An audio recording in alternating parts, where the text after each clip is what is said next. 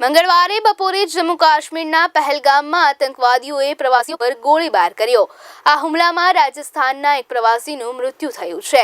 Media reports અનુસાર બે આતંકવાદી સેનાના કપડામાં આવ્યા હતા અને પહેલા તેમણે પ્રવાસીને તેનું નામ પૂછ્યું, પછી તેના માથામાં ગોળી મારી દીધી અને ગોળીબાર કરી તેઓ ફરાર થઈ ગયા।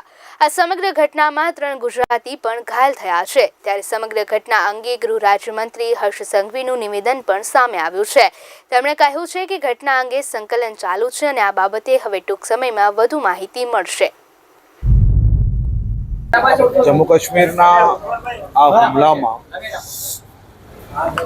જે કોઈ ખાસ કરીને ગુજરાતીઓની જે માહિતી પ્રાપ્ત થઈ છે એ માહિતી પ્રમાણે હમણાં ગૃહ વિભાગ દ્વારા અને ખાસ કરીને કેન્દ્રીય ગૃહમંત્રી સાહેબની ઓફિસથી સંકલન કરીને જે કોઈ પરિવારજનો છે એને તાત્કાલિક મદદ મળી જાય તે માટેનું સંકલન કરવામાં આવેલું છે।